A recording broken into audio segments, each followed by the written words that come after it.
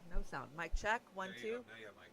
Go check. Do I have sound? Can you guys hear me? I don't Hey, think Dingo. Hey, Combo. I don't think you have close that because I can't see your damn what I'm trying to see. I see my mic Yeah, bouncing. but you have no desktop audio unless there's nothing playing. Do I you? don't have anything playing on my desktop. Okay. Can you guys hear me? I can't hear you I though. don't hear anything. Okay, so turn your sound up. See if I'm actually have sound. Oh yeah, turn your sound up on your. You need to go up louder. You're super quiet. Am I super quiet? Yes. Mic check. 1 2 1 2. How? Mic check. 1 2. Sound. I hear you. Yay. Okay. Okay. So I'm getting there. I'm getting there. This is my test stream. Welcome to my test stream. Thank you guys for joining. I'm shocked how many of you have piled in real fast. We're going to have a good time when I actually can do a show by myself. Let me see. Now, I'm learning OBS, so hang in there. Yeah, So if I. I'm learning. Okay, great. Thank you. You're welcome. Okay, I am live. Heck yeah. I might adjust my camera here in a minute. Um, I'm so used to being in studio and having feedback from Oz talking to me. I kind of just feel like I'm sitting in a void talking to myself. What an odd feeling, but hey, it works. Too loud now. Okay, okay. Mic check. Better Oz. Better Oz. I mean, I'm barely turned up on my solo right now. Is it better? Yes. You have it now. Sound is here. Too loud now. Okay, but I think I'm okay now, huh? Find me the sweet spot. Where is my sweet spot? Glad to be a lab rat. Thanks, Dingo. Don't dingoes eat rats? Just a thought. I know I'm backwards because I had to flip my camera, and it seems weird to me because I'm looking the opposite direction that I am. Yes, I'm okay. Better. Okay, better. Yay. Okay, so I am on Livestream Studios. I have cram learned Livestream Studios, OBS, and Streamlabs. I'm on Streamlabs, but I'm going to move to our good studio soon. So bear with me as I learn to toggle through all of these different settings. This is just some of my art I've been working on for the Trailer Park Pundit. So welcome to the first episode of the Trailer Park Pundit. I did put a little show together for you guys if I actually got it to work, so we could talk about a few things because we got to talk about some shit, man. With them raiding Mar-Lago and how they're going after Trump, not looking good. But let me get this tweeted out so other people know that I am live. Okay. Tweet it out. Yay. We have good sound here. Excellent. Excellent. Okay. Let me bring in my main background. Yeah, there's my main background. So I am Shanda Masta. I am the Trailer Park Pundit. And as I get better at this, I'll get the little tickers and all the bells and whistles that Oz always has. But I'm just excited to be here. And yes, that is what my trailer park looks like. But no, that is not my trailer park. Trailer is misspelled. Great. Thank you for the catch. Is it misspelled on the card or on the live stream? If I need to fix it on live stream, it's probably just because one of my long nails bumped the wrong key. But yeah, I got to get better at looking at that. Okay, so now I want to put this in slide mode. Bring in my slide deck. There we go. Now you guys can see my slide deck. Yay. But now I got to learn how to go through my slide deck on my own. It's the other banner. Okay. Oh, the last banner before. Okay, I will check it out.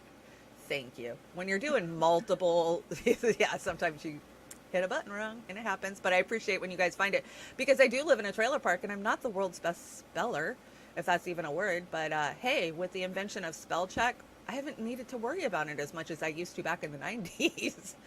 So you guys keep proofing my stuff and I think we'll be okay.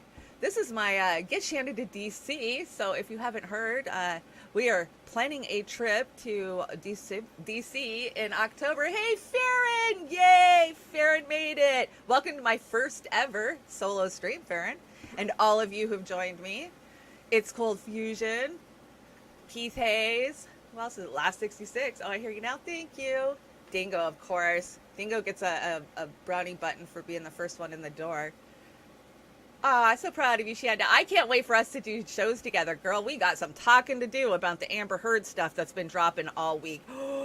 Is she another Ghislaine Maxwell? Is she the Ghislaine Maxwell of Hollywood? It's kind of what it sounds like. And we were questioning the whole, why is, Elon Musk supporting her the way that he was? Well, a nice honey trap will do that to any rich man, right? So anyways, we're going to DC in October 8th for 3 days to be there to support Julian Assange actions. And this is my PayPal. You can always hit my PayPal up here. And yeah, I'll have a lot more about that coming out. So that's just a preview of what I'm working on. Oh, but I got to tell you guys, when I was doing that graphic, you never want a plane and DC in the same photo because, so yeah, I had to rework that graphic. Just a few memes that I brought. How do they look? Do they look okay? Or are they kind of cloudy? I know it's been so long since we did. Let's shoot for next Monday. Yes, Farron, next Monday, let's do a CC Gals and get everybody up to speed on all of the gossip because we have the Marilyn Manson case, which is running a lot of parallels to this case. So, Dad, what were you doing when the government took away all my freedom? Sorry, honey. I wore a muzzle. And called anybody who spoke out against it a conspiracy theorist. And boy, isn't that true. If we say anything anymore that is not the exact mainstream narrative, we are conspiracy theorists, right? But I'm going to embrace that nowadays because conspiracy theorists have been conspiracy right for many, many, many years. And I think there's a little bit of truth to every conspiracy when you hear it out there. So I'm just going to keep embracing that term. I did go to public school. Right. Didn't we all, right? Yeah, I went to public school. I was really good in English. I totally understood English. I was in advanced college English, but my spelling is atrocious. And it must be a learning disability that I just learned to work around all these years. And I think we all have those, right? Like some people are good in math, some people aren't, I just think that we all have those little things that we kind of ingrained in ourselves, or they were ingrained in us when we were young, and we just learned to work with and work around, and spelling's mine. So I'm sure you guys will see lots of bad spelling.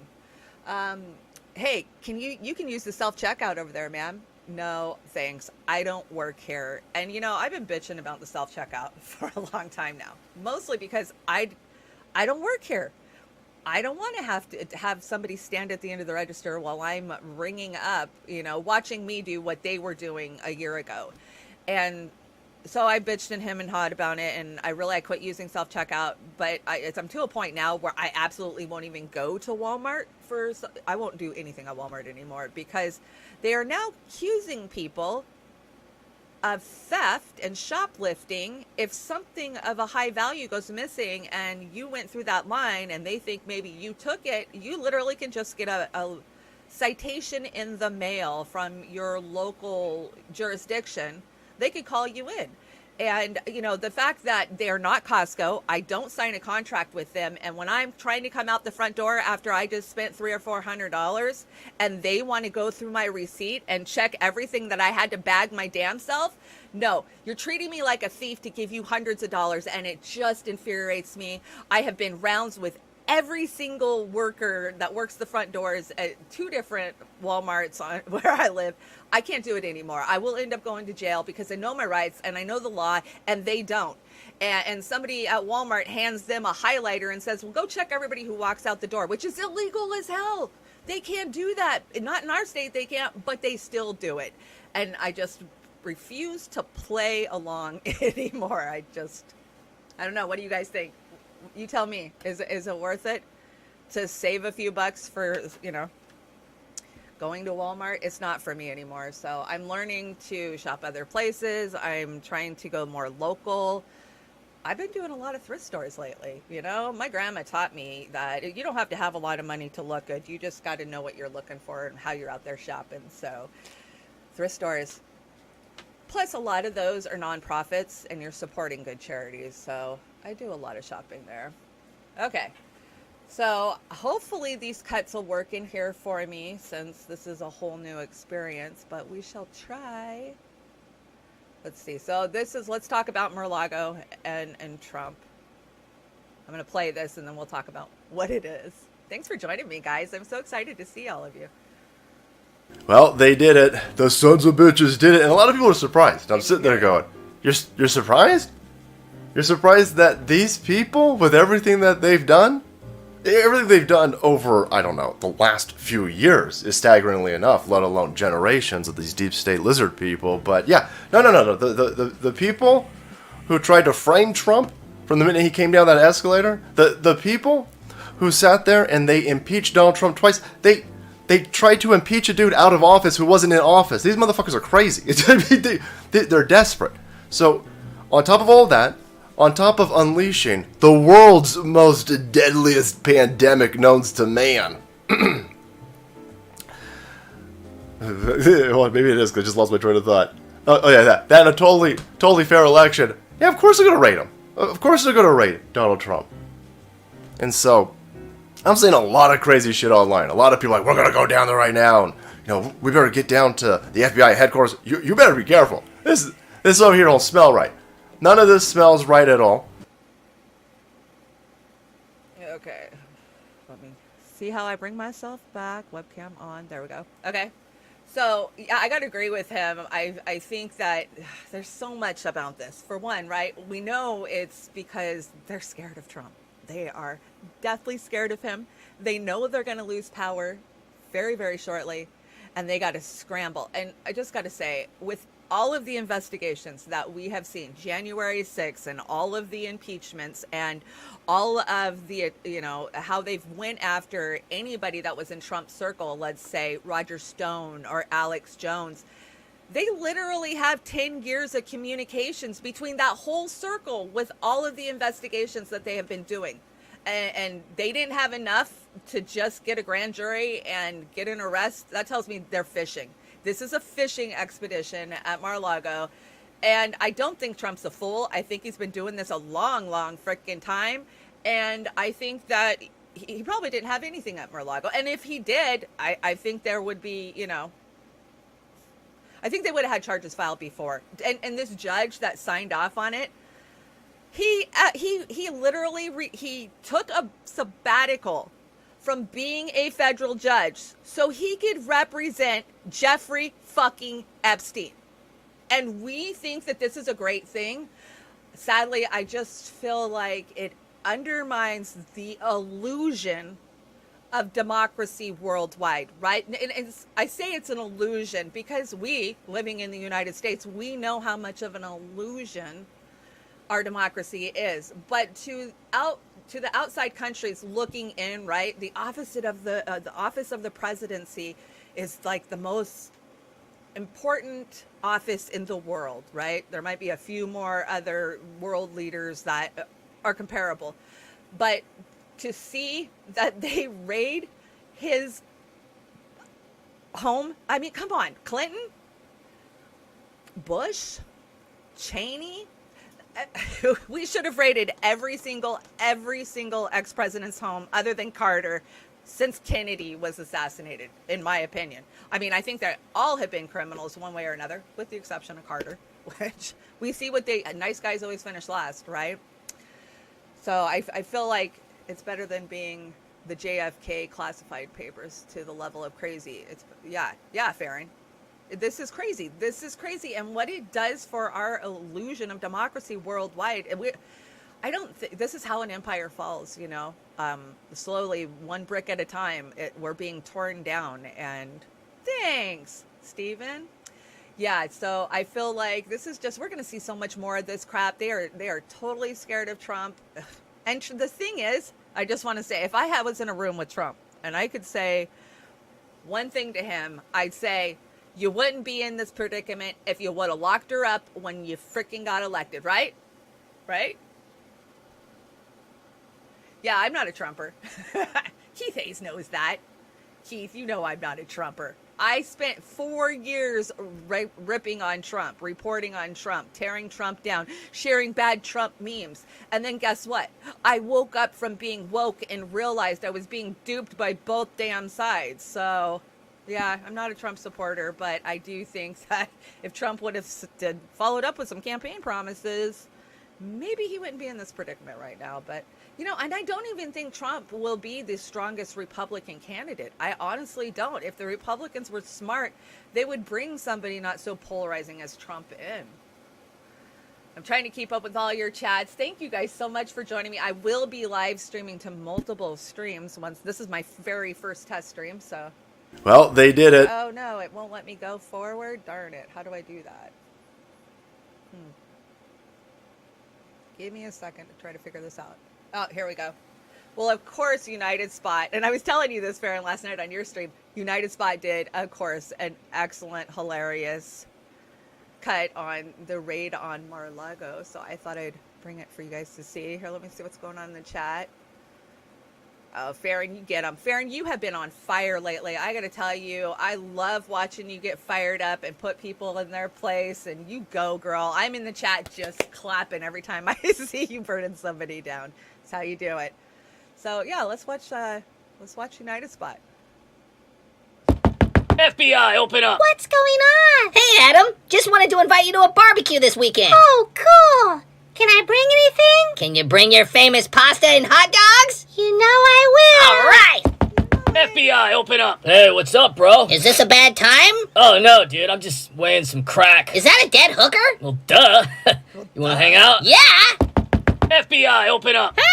Hey, buddy! Am I early? No, you're right on time. Yeah, I just started barbecuing Epstein's client list. Smells good. FBI, open up! Took you long enough. Sorry, traffic was horrible. Hey, is that Chinese food? Of course it's Chinese food. You want some? FBI, open up! Well, look who finally decided to show. Hey, buddy. Are you hungry? I'm starving. Well, good. Michelle makes the best corn dogs. All right. FBI, open up! What are you doing here? Well, I thought I already gave you this structure. well, you did. Did you need another one? No, I don't need another one. Then what is it? I'm lost. What? How do you get to Mar-a-Lago again? Come in. I'll get you directions. Sorry.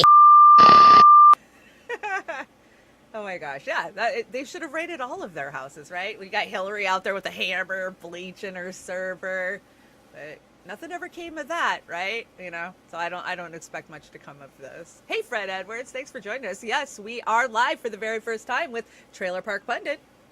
So yeah, this is my first show all by myself, and I'm trying to learn how to toggle through all this, and I literally crammed 3 different studios into my head, so I'm getting there. That was pretty funny, huh? Yeah. I especially love the hunter. FBI, open up! What's going on? How do I get it to go to the next one when you're in presenter mode? Does anybody know? Well, I'm just going to come out of it and we will go to the next one. There we go. And I will go back. That works. I guess that's the easiest way to do it. So did you guys all see this stupid fucking speech that Pelosi had to do when she got home from Taiwan? Yeah. What the hell is she talking about? And Farron, you had me dying with your denture jokes last night. She can't even glue in her damn dentures. Too freaking funny. So yeah, let's just watch this. This one's pretty funny. We still support the one China policy. We go there to acknowledge the status quo is what our policy is. There was nothing disruptive about that.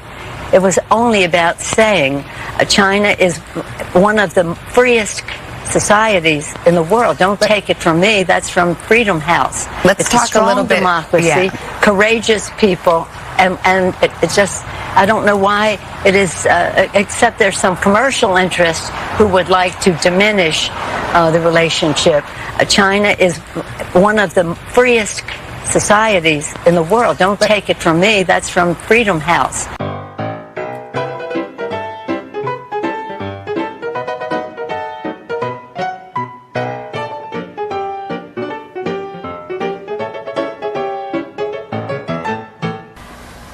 Mr. Lee, is this you talking or the liquor?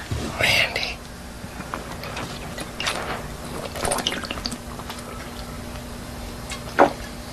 I am the liquor. If you never watched that show, that was Trailer Park Boys, which I have a deep, deep affinity for. I just want to tell you guys, I named my show Trailer Park Pundit because I have literally been a lower middle class American who's always lived in a trailer, or as we affectionately refer to them as mobile homes. And I grew up in one. I remember my parents buying our first mobile home in 1983. They developed the property. We put the trailer on. My dad did all of the work, wiring it, electrical, sewer.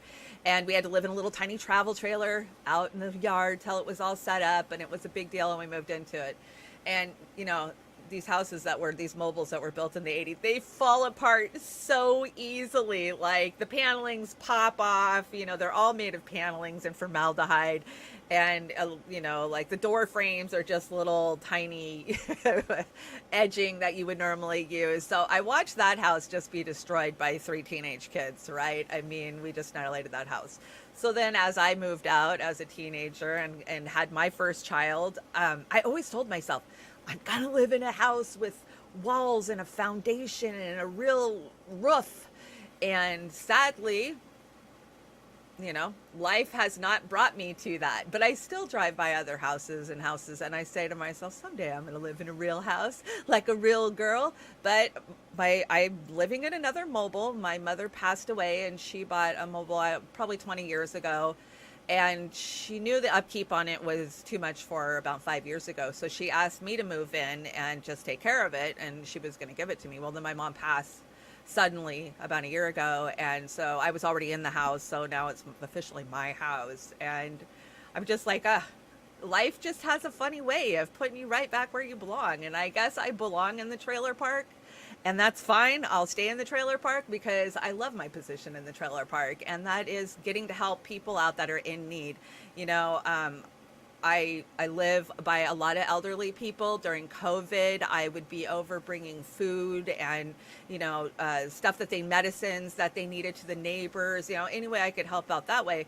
But I see how policy is affecting those at the very bottom from where I live. And that's what got me involved in politics in the first damn place. I was living in a rundown ghetto. They were actual houses. Well, there was an apartment building, but it was 100 years old. It was probably one of the cheapest places in my little town to rent. And so therefore my neighbors were a lot of Social Security people, a lot of disabled people. And you really get to know how policy is fucking the little man when you're standing in the food bank line next to them and they're telling you, I can't get my medicine, or I can't do this, I can't get my car fixed, I can't pay my rent. And you know, living that as a single mom, raising 3 kids on my own, mostly for, you know, 20 years. Yeah, I get how policy affects us. And I didn't. When I was 18 years old, I just gave birth to my first child. I was on welfare. It was 1992, and Clinton's election was that year. And my father-in-law kept telling me, you have to vote for Perot. You have to vote for Perot. And I really liked what Perot was saying. But I fell into the allure and was bamboozled by the Clinton machine, right? And so I proudly marched my ass to my local school and I voted for Clinton. And back then we had the big voting rolls, you know, where they had to bring out a book that was this thick and they would flip through it and they'd find you. And yeah, and I was so proud, like, oh, I voted for Clinton. And then that next night I talked to my great aunt who had been on welfare. She'd raised 3 kids for years and she was crying. And I was like, what are you crying about? And she said, well, now that Clinton's elected, he is going to take away my welfare. And guess what? He did. And he did for so many of us. You know, I was 18 years old with a baby. I should have been offered schooling assistance. I should have been offered, you know, back then we actually had social workers that worked with people. You went and you sat down and you talked to them. And yeah, it was the saxophone, exactly, Fred Edwards. And I wasn't offered any help like that. I could go into major debt if I wanted to take out student loans. But I had just watched my mom drowned under student loans for 15 years as an ER nurse. You know, my mom died. Her student loans still weren't paid off after 50 fucking years because of the amount of interest that was on them. And she made payments every month and they came for her Social Security. Yes, student loans can come for your Social Security. How crazy is that? So no, I wasn't going to go get under loans, and I just hurried up and ran out there and got a job, minimum wage, right? And that's how I supported my kids. There was no help with stepping up or anything like that. And which we did have some of that offered in the 80s. I know they did. I watched people around me have those type of opportunities. So yeah, I understand being in the trailer park, how these policies are affecting us at the lowest level. So that's why I called my show Trailer Park Pundit. I hope you guys like it. I hope to be diverse and bring you guys a lot of different looks at stuff. You know, I really like the whole gossipy Hollywood scene. I always have, right? I'm a pop culture idiot. And I can tell you guys, with what's going on in Hollywood nowadays, and just how corrupt it is, and how it's hand in hand with the CIA and the CAA and the propaganda that's coming out via Hollywood. I will be covering a lot of that because I love it. I know Farron does too, but I also will be doing deep dives into a lot of the political aspects of it. That's my goals, anyways. It still won't let me get to it. We still support the one China policy. Oh, yeah, sure you do, Nancy. Quiet. Let's see. Okay. I've got 2 keyboards, 2 mice, screens. I will get it. This is my first one, so please be patient. And thank you. Thank you. Thank you. Okay, let me see if I can get back to the slide. I'm not even going to be using this program in the future. You know, Oz has that super fancy live stream studio that's like a TV studio. And that's honestly what I'm going to be live streaming on, but I wanted to get started, so I'm using Streamlabs today. And I'm a little glitchy about it, so here we go.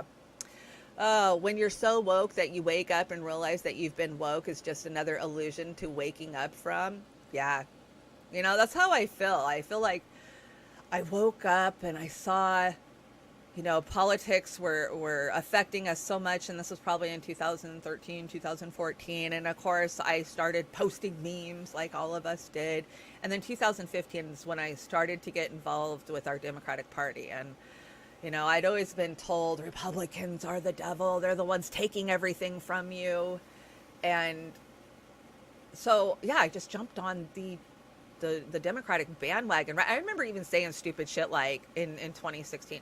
Well, either way, we'll have 2 good candidates, right? Because we had Hillary and we had Bernie. Because I actually was a Hillary supporter up until August of 2015, and then I found Bernie. And I thought I was so woke going through all of those years, And then I went to the conventions and I started doing all the Dem meetings. That's when I truly woke from being woke about how and who is in control of everything in this country. And it's not the everyday people. It's an illusion that you can go down to your local Democratic meeting and have some input on anything. It's all an illusion. And people say, oh, that's just not true. I spent 4 years of every day going to committee meetings, chairing meetings, in writing resolutions, in dogfights with these people, just trying to get the smallest support. I mean, for things that could actually affect me and my neighbors. And I have been called names. I've been called every name in the book. I'm a cult. You're part of a cult. You're right wing. Just the craziness of it. And you're a communist. You're a socialist. I'm freaking not. I'm just an American who wants everyday people to have access to things. Not even just access, to have health care. I mean, is that a fucking terrible thing? Other countries are doing it, so why couldn't we? And, I finally left the Democrats just done with party politics. I am completely, and I like this, Glenn Greenwald calls himself a civil libertarian. Now, I don't find myself a libertarian, but if I have to be labeled, because apparently labels are the most important thing on the earth, I want to be labeled civil. I am civil. Why can't we ever just talk about these things without demonizing and labeling the other side? And I think this is why you see so many pundits like Glenn Greenwald that are now accepted over on Fox, right? How mind-blowing is it that Fox News is the only mainstream media that allows our voices to even a little bit be heard? And I know a lot of people don't agree with Tulsi Gabbard, or they don't agree with Jimmy Dore, or they don't agree, but Tucker is the only one allowing these voices to come on and be heard by everyday America that's tuning into his show. And it's all because of these damn labels. It truly is. So let's see, my apartment complex has a community pantry where residents drop things we don't need for those who may need it. Check it out. This is mutual aid. This is a super, super smart way to, I mean, if you have a laundry room in your apartment complex, put a box in there. Go through your pantry. Oh, I don't eat these garbanzo beans. Oh, I don't really like tuna anymore. Throw it in the box. Help your friends and your neighbors out, because this is how we're going to get through what we're in and what's coming for the future, because it's not going to get better. We are going to have probably the darkest winter we've ever seen. And it's especially going to hurt those at the bottom first, like it always does, right? I already see it at my food banks. You know, I make a food bank trip at least once a month. Sometimes I send my partner because he's great about it. And, you know, it's a hard thing to go get in a food bank line and sit there and wait, right? You know, the embarrassment of it, the shame, you know, you get this self-loathing, almost like, you know, I shouldn't be at this point. But here's the thing. When you're making all the money that you can physically bring in, and it's not stretching to pay all the bills that you have, and I know so many of you know that out there now, our power bill's higher, our rent's higher, our gas is higher, our food is higher. You have to do what you have to do. Now, I have lived going to the food bank my whole entire life. It's something I remember from being a small child, all through raising my kids, and even now. And I've learned so much about my local community. You know, you can learn other resources that are in the area. You can, you know, you make connections and network. And, you know, we have a lot of medical dental offices that are now starting to do some pro bono work. So, and I've learned amazing recipes. You know, my mom wasn't a good cook, but I am a good cook, but only because I've been poor my whole life. And when somebody hands you a box of canned goods and you have to turn that into a meal for your family, you learn to get creative and you learn what works and what doesn't work. So one of these days, my next adventure, now that I've got my own show up, is a cooking show, and it's going to be EBT cooking. And I know all of the ghetto recipes. And I call them ghetto because I've always called myself ghetto. You know, I did grow up in a ghetto, so I am a Jew. I guess I'm allowed to say that. I think it's one of those words that's been like, oh, you can't say that if you're not Jewish. I don't know. I'm so sick of that crap though, right? So yeah, I think that's a great idea. If you can, build a pantry somewhere. Build it out in your front yard. I see a lot of those too. You know, they'll just have a little box where it'll have food in there. Right? You know, yeah, you recall that feeling. And I am here to embrace that feeling and to show people that you hold your head up high, especially in this freaking country at this damn time. Especially, you know, it's nicer now. Back in the day when you used to have actual food stamps and you'd have to go get in line and then they'd have to count out, you know, you'd have food stamps laying all over the counter and the lady would be stamping them and everybody in line would be glaring at you because how dare you buy a box of Captain Crunch or a T-bone steak with that? We don't give you that to eat good. We give you that so you'll live, you know. There was always that mentality of people in line behind you. How dare you? I can't afford that, so why should you be able to buy that? And, you know, yeah, I know that feeling. That feeling sucks. And I'm here to embrace those who know that feeling and to talk about it. Oh, let's talk about Liz Cheney, guys. You think she's going to win her primary? Do you? I don't. Not one bit. But you never know. So I think this is a funny one. We'll see what it is. And there has to be a way to challenge Donald Trump that is not politically suicidal. And as much as I admire Liz Cheney, she hasn't yet found that way. So how much of a fine line are they walking, Jonathan? Oh, I don't think Liz Cheney is walking any kind of fine line. She has made it clear that going after speaking truth to power, not cowering in the face of Donald Trump, even putting her political career on the line, that is what she's going to do, because she's decided that saving American democracy, standing up for the rule of law and the Constitution in the face of a grave threat is much more important than holding elective office in Wyoming.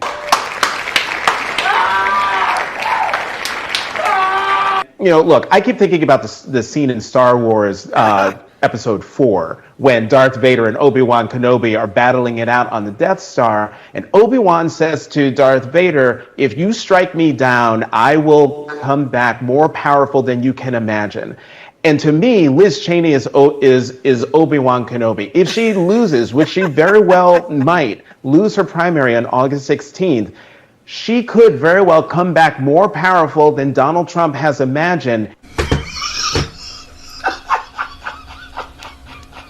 We're going to have a quiz on Star Wars. I know. The next time we're I'll do together. Marvel comics.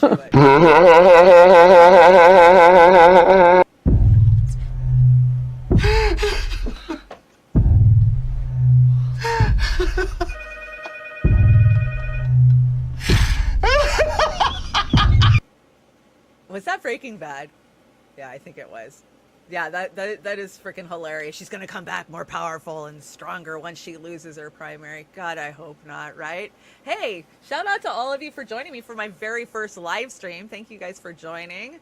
You can catch me on YouTube today, but I'm going to have all of the restream keys up and running very shortly. The reason people are having problems with certain people using ghetto as a description of people of the action is not because of the way you specifically use it. It's just now and explained it. Yeah, I know. And I've always used that word. I think there's quite a few words out there that a lot of us grew up using that are faux pas now, faux pas. And I just have to learn to get it out of my repertoire, right? I don't fall back to it. But I think probably because I grew up with that word being used a lot around me, and probably because the generations before me, they experienced that, So maybe that's why it's so prevalent in a lot of our language. It doesn't let me move to the next one. See if I can come out of it. Got to get that fixed. Let's see, what do we got here? Okay, so go away. There we go. What you don't know can and will be used against you. I can't emphasize this enough. So seek knowledge like your life depends on it, because it does. Yes. I mean, come on. We all deal with this every single day on every social media platform. Somebody coming at you with something they think they know when you know far better. So that's why we always got to bring the receipts, right? That's why we're receipt people. Yeah, the ghetto's where's the mom cried. Well, yeah, I mean, the term ghetto was actually from, where they put the Jews. But then I think it got used a lot, maybe in the 50s and 60s, to describe like areas of Chicago or Detroit. That's kind of just my impression is how it has evolved. So yeah, do your research, man. And call people out. Bring the research. That's what I love about Farron. Farron, you do a great job of bringing the research. Convo, they do a great job. I mean, when you want to have a conversation, you want the right information, and not just to assume you have the right information. And that's what's wrong. So many just assume they know best because they are parroting a talking point that they heard on MSNBC or Fox. Kit! I love Kit. Hey, Kit, welcome. Kit from Heartlands Media in the house. Nice.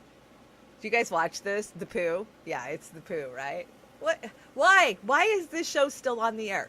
Why? Can somebody frickin' explain? Who is watching this crap? Who? I don't know who's watching this, but yeah, this is a great United spot from last week's show that they did. So we'll go ahead and cover that. Oz, what time is Convo going live? I just want to do a test stream and not go over their stream. So if you can give me a shout out in the chat. I don't want to be holding them up. So thank you. Here, you guys enjoy this. Welcome back to the pool. Today we have a very disgusting guest. Oh, no, you didn't. I did. I ain't doing this. I'm out. I'm leaving. Bye. Joe, we can't afford your America. Please help boo our next guest, Governor Ron DeSantis. I just threw up in my mouth saying his name. Something wrong, Ron? Yeah, it smells like a fish farted in here. You guys got a sewer problem or something? So, Juan, what made you change your mind about coming on the show? Yeah, Ron. Why'd you change your mind, you racist? Well, to be honest, I thought it was a joke. I didn't even know you guys were still on the air. I'm out of here. I can't take this racist no more. I mean, does anybody even watch this show anymore? For your information, there's 100 people watching. Our numbers have gone up. Let's go, Brandon. I'm watching! I'm so upset, but I'm watching! I just can't believe Carrie Lake won! Why? Why? My state is full-blown MAGA now! Ah! I need more food! So one. Ugh. What? Your breath. You need some gum? What's wrong with her breath? When's the last time you guys flossed? Pull my finger, Juan. Why are you such a racist? Oh my gosh, seriously, it smells like a toilet every time you guys talk. I love that smell. Let's go, Brandon. I'm out. I'm leaving. Bye. Ugh, it smells like Joe Biden's thoughts. I think it smells just fine. It stinks so bad in here. Ugh, it's on my tongue. Ugh, I can taste it. And that's our soul. Thanks for watching the pool. What do Joe Biden's thoughts smell like? Oh my gosh. You know, I've worked in a lot of nursing homes, so I probably could imagine what that smell is. Yeah. Pretty funny. The poo. Welcome back to the pool.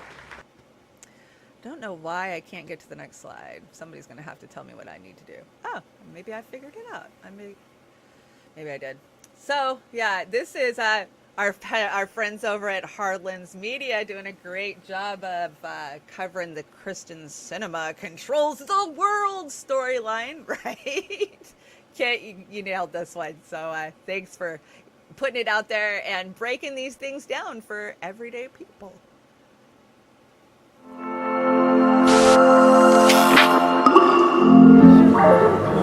Let us all do we can to build a better future. All right, with that being said, let's get started with the next story of the day. Look, folks, in life, you need to find someone that loves you, that cares about you. And I think the people of Arizona don't have that. But Senator Sinema, she cares about her constituents. That's right. No, not the regular voters, not regular working class people. No. She loves her constituents. No, gee, Kit, what are you talking about? You just said that she doesn't love the voting people of Arizona, the working class. Who then is Senator Kristen Sinema's constituents? Well, it's banks, Wall Street executives, private equity firms, and hedge funds. That's right. When you're in a relationship, have someone love you as much as Sinema loves lobby money. And boy, oh boy, does she love the lobby money. She's all for it. It's interesting to know that this is a person who started off as an activist, then as a member of the Green Party, then ran as a progressive in the Democratic Party, and then did this complete turnaround to where she is the darling of Big Pharma and any other lobby group.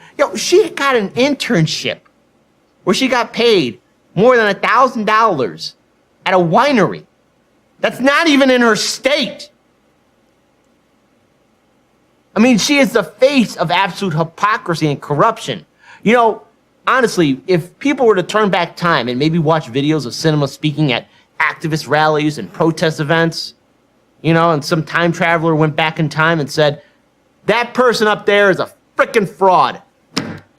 Because there's no way in hell with Sinema's actions now did she ever believe any of the stuff she was saying before she got into office. Kit, you nailed that. Absolutely freaking correct. She loves her constituents, and her constituents are not the people of Arizona. We know that by how many bills have we seen her take. Remember the one when she curtsied? Curtsied and flipped the American people off? Yeah. She is. And this is who this is who they say is in control of our votes, right? She was holding up the last bill that's going to help all of us Americans. And she was trying to make sure that the rich don't have to pay more. Yeah. And the funny thing is they all start out so progressive, right? This is what AOC is going to be in 5 years. This is what the squad's going to be like in 5 years. So just going to be blatant about it. And they all start out with, I'm for the people.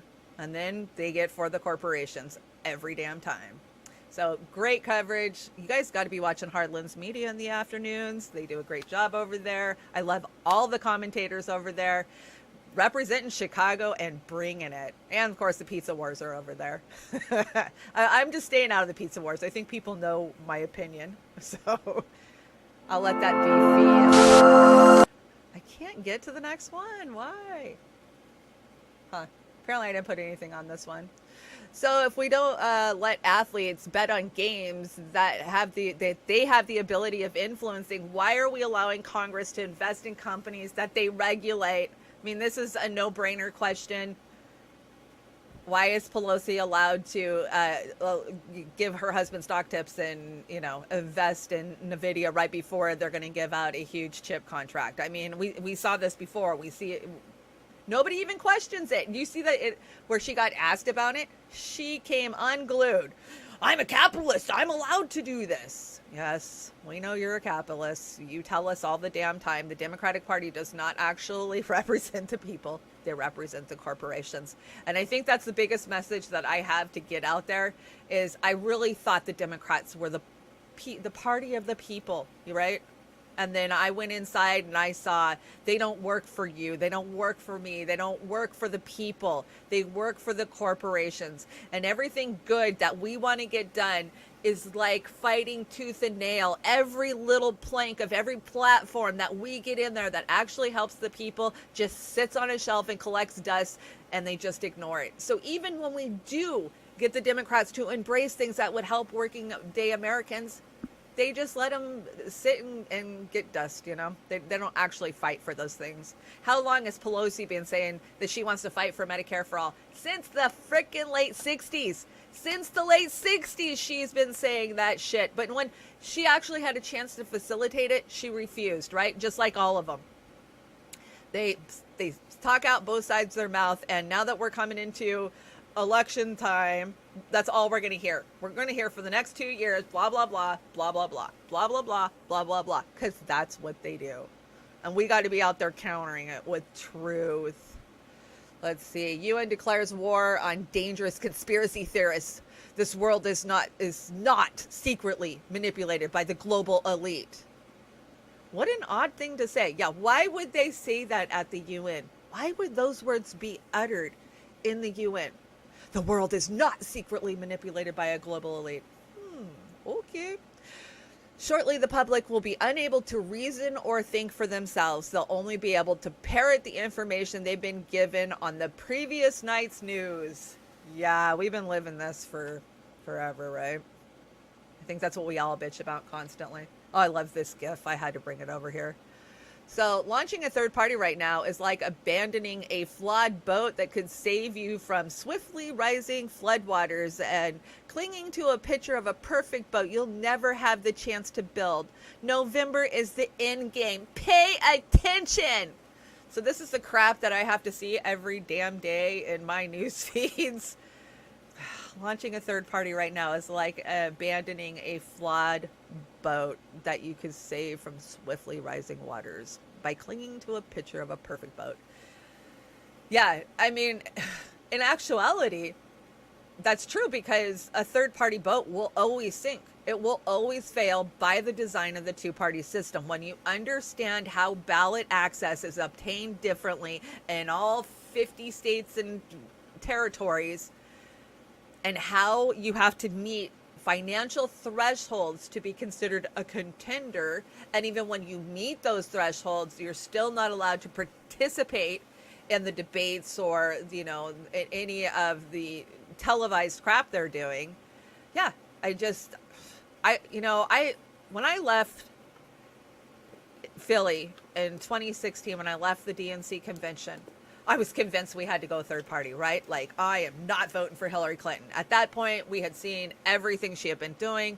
As Bernie delegates inside the party knew the dirty tricks and underhanded crap they were doing to all of us. So, and Jill Stein was the only one who came out into those streets of Philadelphia and embraced us and said, we're gonna fight for the working class. I was in Philadelphia 4 frickin' days. Bernie Sanders never came out to speak to the people once in 2016. Never frickin' once. And to have Cornel West say, look, I can switch to the Green Party and not tear Bernie down, and I can support Jill Stein, really inspired me. Like, okay, yes, let's go. And I just saw this video. When I got home from Philadelphia, I immediately started reaching out to the Green Party people in my area. Like, okay, now I know who the Dirty Dims are, so I'm going to go find the Green Party people. Well, guess what? It was the Dirty Dems. Literally, the vice chair of the Democratic Party in my area was the chair of the Green Party. And why they did that was so that way they could co-opt the Green Party so it wouldn't grow. So I'm telling her, okay, I want to take over the Green Party chapter in our area. She's like, yeah, well, we can't do that. I've got the bank account locked up over here and blah, blah, blah. And you can't file a new chapter. So there can't be 2 chapters in this area. I mean, they literally stonewalled our Green Party where I'm at by having the Democratic Party control it. So I go to the next county over and I'm like, okay, I'll go get involved with their Green Party. Well, I held a meeting and literally 4 of us showed up. 4 people. And this is right after. This is probably mid-September of 2016.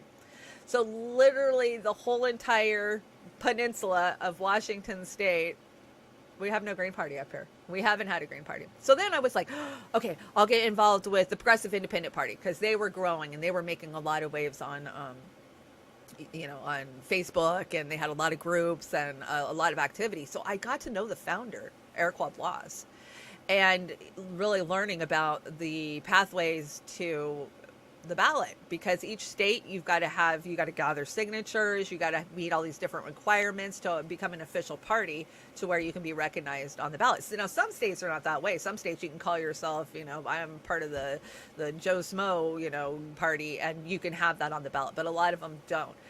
And watching that, and so then I moved from party to party to party. I went wherever I thought the people could go and we could build a movement of the everyday working class people. So of course I went into Our Revolution, hoping that was going to be the party. I even flew to Chicago to beg Bernie to join Draft Bernie and become the head of the People's Party. We did anything we could to get a party where we could just go and get away from the Democrats and get away from all this. And we were crushed at every turn, and the infrastructure's not there for a lot of these parties. And, there's just so much to it. Bottom line, the forward thinking party, whatever Yang's new party is, that's just another control mechanism by the Democratic Party. I absolutely believe he still loves Obama. He still answers to a lot of those people in that elite clique. And then when you look at Yang's policies, I know people love the idea of a UBI, and I know, some of the things he's saying is the right thing, but by the way the game is, a third party is not going to rise up. You guys can disagree with me. I mean, I'm just telling you from my experience being inside of all of these party structures, trying to find, because, I was the chair of a very big, large group called the Olympic Peninsula Progressives. And I had all these people that I felt responsible for asking me, where do I go? What do I do? What do I support? How do we fight for Medicare for all? How do we fight for, college for our kids? We can't do it inside the Democratic Party. So I felt obligated to go check these groups up and make sure that people weren't being co-opted or being used for their time and energy like I had just been for so long by the Democratic Party. We're just sheepdogged and gaslit, and I didn't want that to continue. And that's what I saw with a lot of these parties. Now, I do believe that we've got to come together. It's going to take a mass movement. I don't think it'll be a political party, though, sadly. That's my opinion after everything I've done over the years. So, but get prepared for more of this crap and shaming, right? They love to shame. Trailer Park Pundit. So you will always see Julian Assange stuff in any of my shows. Support Julian Assange. It is absolutely insane that they are charging him, that they're trying to extradite him, that they have done any of this. And of course we know it's because he showed how empire does things, right? You're not allowed to tell. So this is the address. You can write a letter of support to Julian Assange at Julian Assange in Belmarsh. Please just screenshot it. You can screenshot the screen right now and zoom in. A postcard. I mean, postcard stamps are what? I don't know. Maybe 50 cents now. I don't know. They used to be really cheap, but I just send little postcards, just like a beautiful mountain scene or, some kind of little furry animal, just something that's going to make him smile when he flips it over and he looks at it. Remember, this man has not been allowed to see sunlight in 12 years. is it 12 years now that he hasn't been allowed to just go sit on a beach or sit by a lake? Can you imagine being trapped in a room for 12 years? And now he's in a prison. They're torturing him mentally. He is breaking down. Yes, free Assange. And so, like I tell people nowadays, I have fought on the front lines of many, many issues over the last 7 years. And I think that the Julian Assange freedom of speech is the number one issue, because if we don't have freedom of speech, and we know this, I'm not allowed to say things on YouTube, I'm not allowed to say things on Twitter, right? If we don't have freedom of speech, we can't truthfully fight for anything, because we're not allowed to talk about it. So yes, free Assange. This is just absolutely criminal. And why the right can't see it for what it is, but many are on the right starting to see it for what it is. And it's because so many of us will take the time to have those conversations. It's tough to have a conversation with somebody across the aisle. Friday, I sat in a meeting with half Republicans and half former Dem progressives, trying to bridge those gaps where we can come together and fight for better. But we have to be able to talk about them, right? And it was funny because we'd bring up one conversation, like you'd bring up Julian Assange and all the eyebrows would go up on one room, or you'd bring up something else and all the eyebrows would go up on the other side of the room. And it's getting over that and being able to unify that is so important. And I see it starting to happen all over. I didn't know how it was going to work or how we were going to do it, but I see it. I see that with Glenn Greenwald going on Tucker. I see it with local people coming together to talk to candidates together. I'm getting ready to host a nonpartisan candidate forum in my area. And we're going to go from the CD level down, and we're inviting all of our candidates. I want to call it grilling the candidates, but I don't know if they'll go for that. And have a barbecue, right? And we're going to compose our questions together, which is hard to do. It takes us many hours to agree on. But that's the whole point. We're going to agree together as nonpartisan from the right and from the left to come together and talk to these candidates. Now, I sat in that meeting and told them I don't think we can affect politics from anything lower than maybe the LD level. And a lot of the Republican, participants were like, oh, that's not true. That's not true at all. And as a Democrat who has been ripped off multiple times now, I do think that's true in a lot of races. The CD level, there's a lot of money in those levels. So but you can't affect local politics. And that's what we're trying to do locally here. City council, a public utility commissioner is a really fucking important one. We have 3 public utility commissioners. We managed to get a progressive one elected about 3 years ago by hard work and us door knocking and, writing flyers and mailers. And that's really going to be important as we go forward, especially with what we're seeing with energy costs, from coast to coast, and how we alleviate that, right? And where a lot of the energy is produced in our country, and that is in the West and in the Southwest, and what we're seeing with Lake Mead and all of our reservoirs. That's energy production that goes down. So public utility commissioners are really, really important. So are the water districts. I live in the beautiful on the beautiful Olympic Peninsula where the mountains meet the sea. I literally have the Olympic Mountains behind me, and I have the Strait of Juan de Fuca in front of me. And you would think that we have a ton of water, right? We have the Olympic rainforest. We have the Dungeness River, which is literally not even a quarter of a mile from my house. You see all these waterways, and I never thought twice when I first moved to this area about our water. I was we live in the West. We've got water. We have clean mountain water. The snows, then it melts. We have water.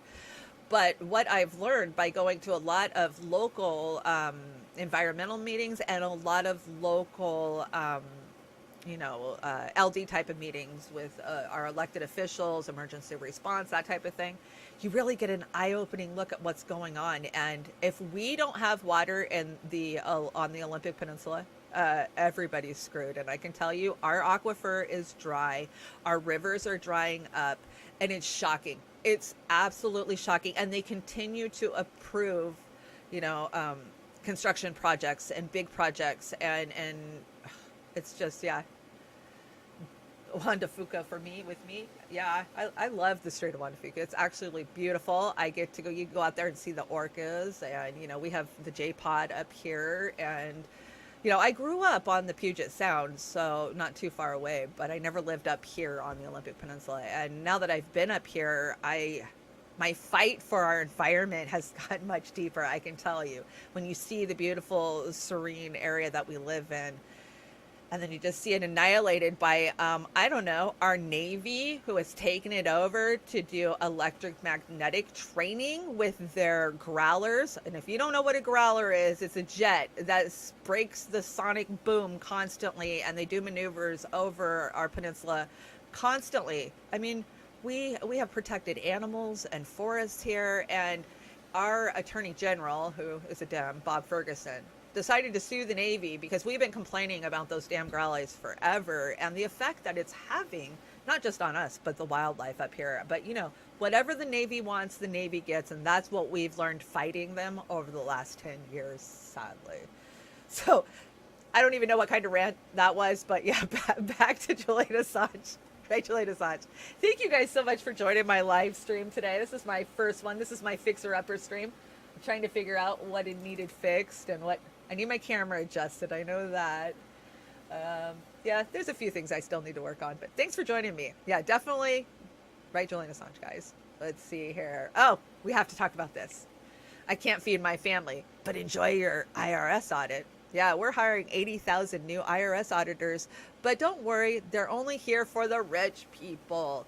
Now, I reported to you probably 4 or 5 months ago how the IRS was stocking up on ammo.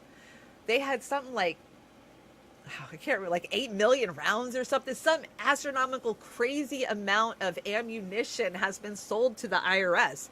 And it was like, why? Well, we now know that the IRS has a new plan and a new goal going forward, and that's not to audit the rich among us who are putting all their money in shell corporations and hiding in, you know, Grand Cayman's accounts.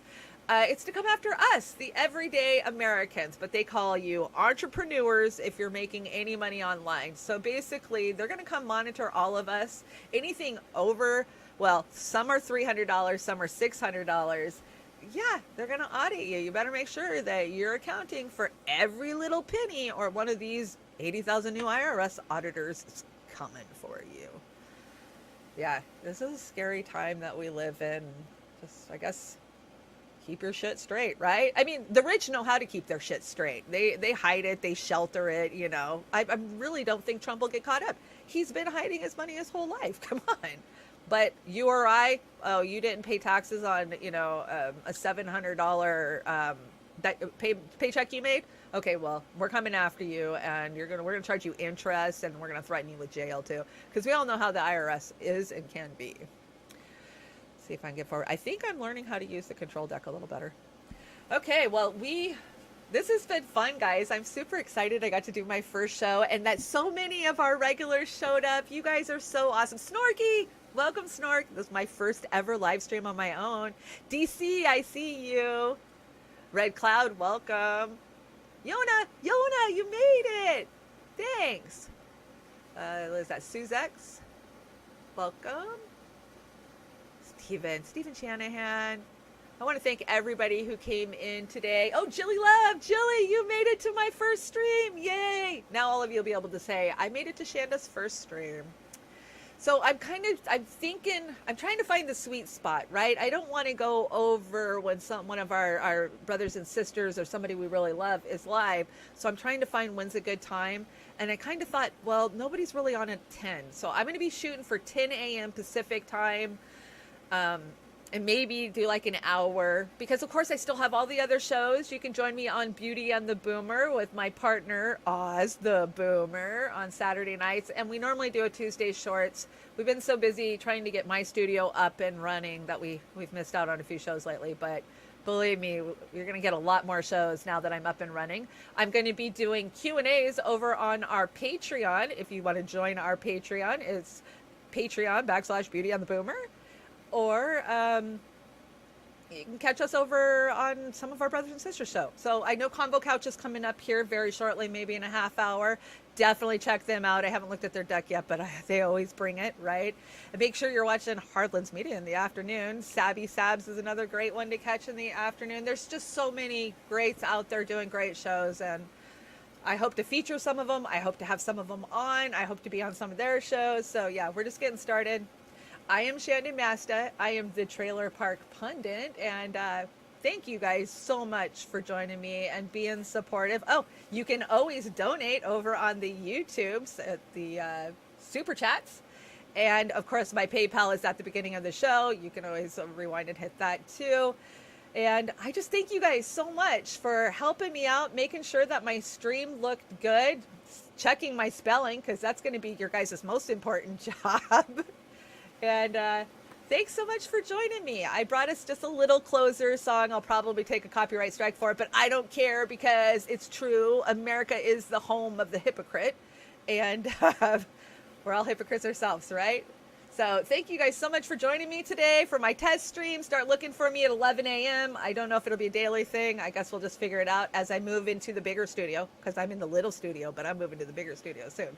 So yeah, check it out. Oh, be sure you're checking out Fair and Balanced. She covers everything and keeps me laughing. So yeah, thanks for joining. Hey, Barbara Bartleson, nice to see ya. So thanks so much to everybody who joined me today, and maybe I'll see you again tomorrow.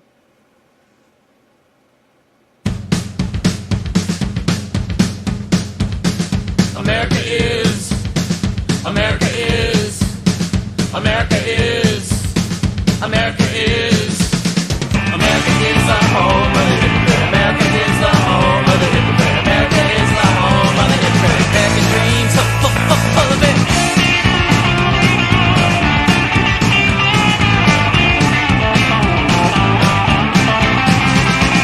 Look at the Indians, look at the blacks, look at the figures, look at the facts, look at the facts not the lies, and you'll find out, big surprise, that America is the home of the hypocrite. America is the home of the hypocrite. America is the home of the hypocrite. American dreams are full of it.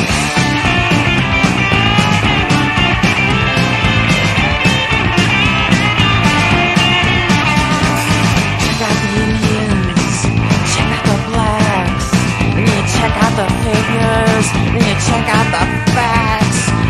Check out some facts, check out the facts, not the lies, and you'll find out it's a big surprise. Right between the eyes that America is the home of the hypocrite. America is the home of the hypocrite. America is the home of the hypocrite. American dreams, only a dream. No desperation limit, no desperation level. Even though my nose don't work, I smell trouble, I smell trouble. No desperation limit, no desperation level. Murder in the government. Say you're sorry, say you're sorry. No desperation limit, no desperation level. Turn the key, turn the lock. Nationalism, you can suck mine. No desperation limit, no desperation level. Watch how the world's progressing everywhere. Aggression, aggression.